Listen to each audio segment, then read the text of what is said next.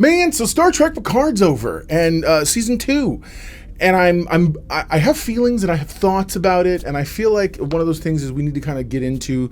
So this season overall for Star Trek Picard, I've heard a lot of hate about it, and again, you guys got to remember, I'm not that guy, so I can see the problems that people have, and I understand where everyone's coming from.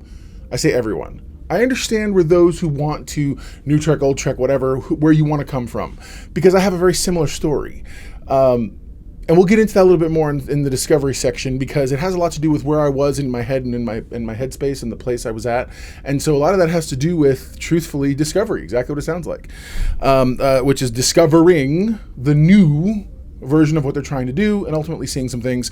And I think with a retrospective now with 4 seasons, you're going to be able to get a better idea. So as it stands, Picard itself, I've enjoyed immensely. I talked a little about season 1 a couple weeks back and on Trek Talk Tuesdays, and season 1 wasn't bad. Season 1 also wasn't great.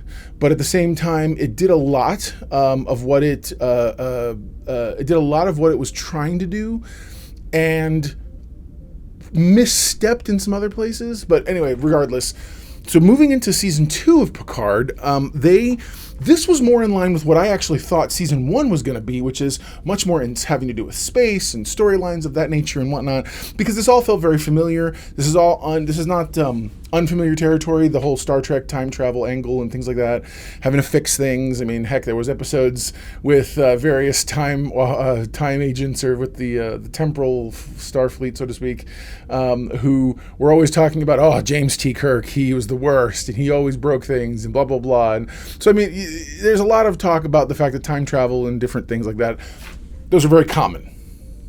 So you get into this season, and immediately the first question a lot of folks were asking was, well, what about things like, I mean, what about the episodes with Guinan in the past and whatnot? And it's, you know, what about some of these things that were established and whatnot?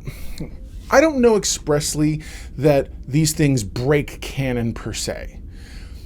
I think when we dive off the cliff that is canon, that alone is sort of a place where you sit here and go, okay, you know. So, but either way, I'm a big fan of. Again, for me, it's always been about moving the story forward. The last I had seen was All Good Things, and then the movies. And so Nemesis was the last thing technically I'd seen. But then you get into the history of Discovery, and not Discovery, sorry, the J.J. Abrams movies, the Kelvin universe, and then you see there is connection. There's connection from the next generation that ultimately goes back in time and informs that whole loop. So time travel plays a big part, and that's really everybody trying to stay nice and clean with what they got going on, in terms of like the storyline, the canon, so to speak. So I'm of the mindset that, no, you don't, nothing that comes out now, I have finally come to realize, is affecting my love of Star Trek, or my love of the genre, or my love of that style of storytelling. Nothing at all. I will say I can always tell when things come better, not better, but when things come around that I want, that I like. But at the same time, to me, the things that sometimes don't work, that's okay. Move on with life. It's storytelling. So it doesn't affect my enjoyment of the stuff. I'm here for all of it. I really am. And I'm sort of a convert, and I'll get into telling that story a little bit more as we go into Discovery. But, so where's the series, where's Picard going overall as a series? What's the direction the series is taking? I think the series is taking the opportunity to take some victory laps with Jean-Luc Picard. Also, give us some final storytelling beats with Jean-Luc Picard that I didn't hate. I kind of liked them. So I know there was some questions about last week. Oh, well, what, does this completely wash away where no man has gone before? And what, that's the episode with the Traveler back from Star Trek season 1, where you get to see, I'm sorry, not where no man gone before, but, actually, I think it is where no man has gone before. That's right, where he sees the vision of his mom. But then they gave us, in Picard, they actually give us, he says, there's times I've envisioned seeing her wanting to just sit down and have a cup of tea, and as an old woman and this and that. And it wrapped it with a bow in a way that I was okay with. It gave it a nod. It said it exists. It says it's a thing. It's respectful, and moved on with life. And I'm okay. I feel like there's nothing wrong with that approach. I feel like that approach helps a lot when it comes to storytelling. To be able to sit here and say, hey, these are the stories that we're trying to tell, but at the same time, let's not let's not lose a whole lot of crazy sleep. Now, where the argument does sometimes begins to fall a little flat is, but these are established characters, and so it becomes like, well, are we doing something that we shouldn't? Like, this is. I think I have an easier time with Discovery than I do accepting some parts of Picard, only because Picard is existing story. Like these stories I knew, whereas like even the stuff with Pike now in Strange New Worlds, I'm not super affected by because it's all pre what happens. Now I do, and we'll get into some of that stuff too, because I think that there's a lot of things that need to be discussed there as well. But yeah, so season 3, what's the speculation? Do I think it'll be connected? So my wife and I agreed, Mrs. Know-It-All and I talked, and she said, by the way, she's getting her uniform too. I've ordered new uniforms. So I have a first contact uniform coming and some other things. ADHD, I apologize. But anyway, so her and I were talking, and the one thing that she said was that, she would love to see, I'm showing her more and more Star Trek and whatnot, and so, she'd love to see where everybody is today. So, as in, like, that's really what I think she wants to kind of get from all this. So again, I feel like they're trying to give Picard these moments that he hasn't really had an opportunity to deal with. I think they kind of brushed away the erotic syndrome concept that was laid out in the original Next Generation episode, All Good Things, the finale. But I also feel like they've paid it off a little bit with some of the brain stuff they dealt with in Picard Season 1. I think turning him into Robo Picard wasn't my favorite move, but at the same, because I feel like you lose stakes. And you sort versus having, you could easily have, I think having that be a thing floating over his head. It's a futuristic version of some sort of a neurological disorder that is going to begin to degrade his neural pathway. It's going to create some sort of future version of Alzheimer's or his breaking down of some kind.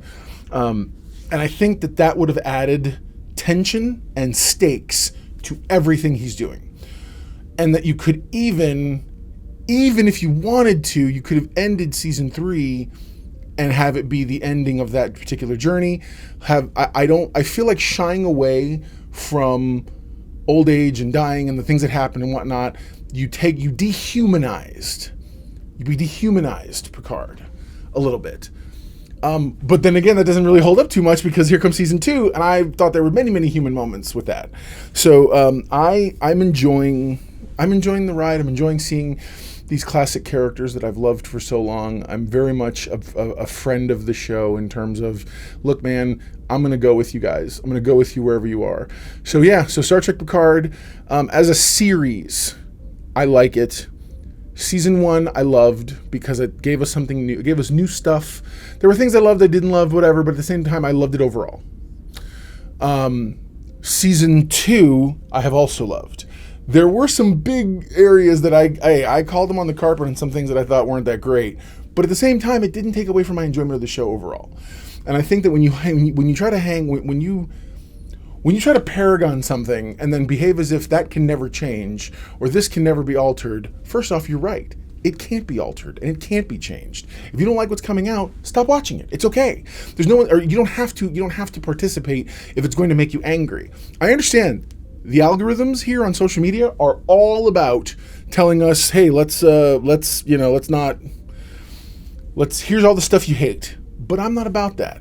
So if you just want to hate it, then hate it, whatever. But at the same time, I don't feel like it's my responsibility or my job to poo-poo, if you will, on other people's parade. You want to enjoy it? Enjoy it. That's like film and television are both extraordinarily subjective mediums. And by that, I mean, what I got from Sliders as a TV show is something totally different than what everybody else got.